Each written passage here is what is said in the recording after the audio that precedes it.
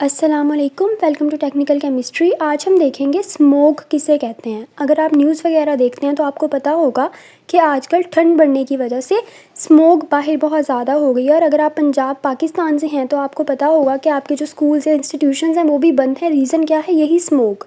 तो हम सबको बेसिक इन्फॉर्मेशन होनी चाहिए कि ये स्मोक जिसकी वजह से हमारे इंस्टीट्यूशंस बंद हैं ये है क्या आखिर, और ये हमारे लिए इतनी इंजरियस क्यों है। ठीक है। अच्छा, तो ये टर्म स्मोक सबसे पहले 1900 में H.A. डेस्वे ने इंट्रोड्यूस किया था। और ये स्मोक वर्ड दो वर्ड्स का कॉम्बिनेशन है, मिक्सचर है दो वर्ड्स का, स्मोक और फोग। स्मोक हमें पता है धुआं जो हमारी गाड़ियों से या फैक्ट्रीज़ इंडस्ट्रीज़ वगैरह से निकलता है। ठीक है, स्मोक तो वो हो गया। अब फॉग क्या होती है? ठंड में आपने देखा होगा या वैसे भी जो वाटर वेपर्स हवा में होते हैं ना, उनकी गैशियस फॉर्म, मतलब हवा में जो मॉइस्चर होता है ना बेसिकली, वो फॉग होता है और वो हमारे लिए डेंजरस नहीं है। ठीक है, लेकिन जब ये स्मोक और फॉग मिल जाते हैं और स्मोक बनाते हैं ना, तो फिर वो हमारे मतलब ह्यूमंस के लिए, दूसरे लिविंग बींग्स के लिए, इवन प्लांट्स के लिए भी इंजरियस है। ठीक है, हमारी हेल्थ के लिए ये बहुत ज़्यादा इंजरियस होती है स्मोक। इसीलिए आपकी इंस्टीट्यूशन इस टाइम बंद हैं। ये स्मोक फॉर्मेशन आखिर होती कैसे है? हमारे ऑटोमोबाइल्स और इंडस्ट्रीज़ वगैरह में हमें पता है कंबस्चन के प्रोसेसेस होते हैं। ठीक है, मतलब फॉसिल फ्यूल बर्न होते हैं जिससे हवा में पॉल्यूटेंट्स यानी स्मोक वगैरह जाता है। ठीक है, जो डायरेक्टली एटमॉस्फेयर में रिलीज़ कर देती हैं इंडस्ट्रीज़। इसीलिए कहते हैं कि हमारी इंडस्ट्रीज़ डेजर्टेड एरियाज़ में होनी चाहिए ताकि वो आबादी को अफेक्ट ना करें। ठीक है, तो वो एटमॉस्फेयर में रिलीज़ कर देते हैं पॉल्यूटेंट्स को, जो एटमॉस्फेयर में ही सस्पेंडेड रहती हैं। और फिर वो फॉग के साथ मिलके वो जो पॉल्यूटेंट्स इंडस्ट्रीज़ या ऑटोमोबाइल से निकले थे वो हवा में मौजूद मॉइस्चर यानी फॉग के साथ मिलके स्मोक बना देते हैं, जो हमारे लिए फिर डिफरेंट प्रॉब्लम्स काज करती हैं। ठीक है, डिफरेंट हेल्थ इश्यूज़ होते हैं जो मैं आपको बताऊंगी कौन कौन से। स्मोक की दो टाइप्स होती हैं, सल्फरस स्मोक और फोटोकेमिकल स्मोक। इन्हें एक दूसरे से डिफ्रेंशिएट करते हुए मैं एक्सप्लेन करूंगी। तो हम देख लेते हैं सल्फरस स्मोक। इसे हम लंदन स्मोक भी कहते हैं क्योंकि ये लंदन से ओरिजिनेट हुई थी। और फोटोकेमिकल स्मोक को हम लॉस एंजल्स स्मोक भी कहते हैं क्योंकि ये लॉस एंजल्स से ओरिजिनेट हुई थी। और अगर हमारे पास एक कंटेनर में एक स्मोक हो दूसरे में दूसरी, तो हम उन्हें एक दूसरे से डिफ्रेंशिएट किस तरह से कर सकते हैं?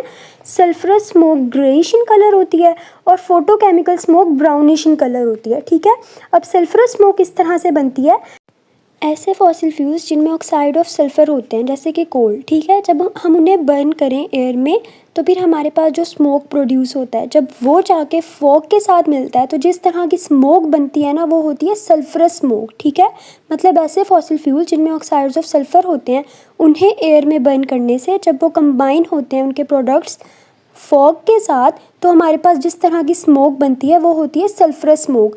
फोटोकेमिकल स्मोक क्या होती है? इसमें हमारे पास ऑक्साइड्स ऑफ नाइट्रोजन, दूसरी में क्या थे? Oxides of sulphur. Photochemical smoke में मोस्टली ऑक्साइड्स ऑफ नाइट्रोजन या दूसरे केमिकल कंपाउंड्स जब हमारे पास सनलाइट की प्रेजेंस में, मतलब under the influence of sunlight. अब फ़ोटो किसे कहते हैं? लाइट को। ठीक है, तो सनलाइट की प्रेजेंस में इनका इंटरेक्शन हो रहा है ना ऑक्साइड्स ऑफ नाइट्रोजन का और दूसरे ऑर्गेनिक कंपाउंड का। ठीक है, तो इसलिए इसे फोटोकेमिकल स्मोक कहते हैं। तो फिर सनलाइट में होने वाले इस इंटरेक्शन के प्रोडक्ट में जो हमारे पास सेकेंडरी पॉल्यूटेंट्स बनते हैं, जिस तरह की स्मोक बनती है वो होती है हमारे पास फोटोकेमिकल स्मोक। ये था इन दोनों स्मोक्स का डिफरेंस, सल्फर स्मोक का और फोटोकेमिकल स्मोक का। अभी स्मोक के नेगेटिव इफ़ेक्ट्स देख लेते हैं। पहली बात तो ये स्मोक सिर्फ ह्यूमंस के लिए नहीं, जितने भी लिविंग ऑर्गेनिजम्स हैं, एनिमल्स, इवन प्लांट्स, सबके लिए इंजूरियस है। ठीक है, अब ये हमारी हेल्थ पे किस तरह के नेगेटिव इम्पैक्ट्स कॉज करती है? सबसे पहली बात, अगर आप बाहर हैं और बाहर स्मोक है तो आपको कफिंग स्टार्ट हो जाएगी, खांसी। ठीक है, इसके अलावा थ्रोट और चेस्ट के इन्फेक्शंस होंगे। अगर आपको एज़मा है, आप एज़मेटिक हैं, ठीक है, तो आपकी जो कंडीशन है वो मज़ीद वर्स हो सकती है, तो अपना पंप अपने पास रखें। इसके अलावा ब्रीदिंग डिफ़िकल्टी होती है, even if you are not asthmatic. ठीक है, फिर भी आपको ब्रीदिंग डिफ़िकल्टी हो सकती है और लंग डैमेज भी हो सकता है। इसके अलावा अगर बहुत ज़्यादा देर तक आप बाहर हैं और काफ़ी ज़्यादा एक्सपोजर है आपको स्मोक का, तो इवेंचुअली हार्ट फेल भी हो सकता है आपका। इसके अलावा आइज़ के इन्फेक्शन होते हैं। मैं आज ही न्यूज़ देख रही थी, उसमें था कि स्मोक की वजह से आई इन्फेक्शन हो रहे हैं। इसके अलावा ये आपकी स्किन के लिए भी हार्मफुल है और आपके नर्वस टिश्यूज़ के लिए भी, नर्वस इश्यूज़ भी कॉज करती है, नर्वस टिश्यूज़ के लिए भी हार्मफुल है। तो एक स्मोक इतने ज़्यादा नेगेटिव इम्पैक्ट हमारी हेल्थ पे कॉज करती है। और अलग अलग चीज़ें देखें, हमारे लंग्स भी अफेक्ट हो रहे हैं, हार्ट भी अफेक्ट हो रहा है, हमारी ब्रीदिंग पैटर्न अफेक्ट हो रहा है, हमारी स्किन, हमारी आइज़, सब कुछ। ठीक है, सिर्फ एक स्मोक की वजह से। स्मोक के लिए प्रिवेंटिव मेजर्स क्या हैं?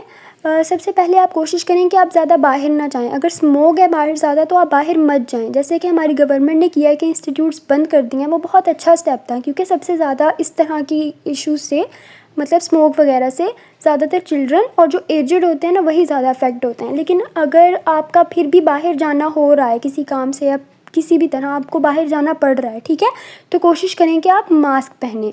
इसके अलावा आप कोशिश करें कि आप अपनी पर्सनल ट्रांसपोर्ट की बजाय, अपनी कार की बजाय कोई पब्लिक ट्रांसपोर्ट लें, क्योंकि अभी मैंने पीछे बात की थी ना कि ऑटोमोबाइल से जो वेस्ट प्रोडक्ट्स निकलते हैं वो फिर फॉग के साथ मिलके स्मोक बनाते हैं, ठीक है।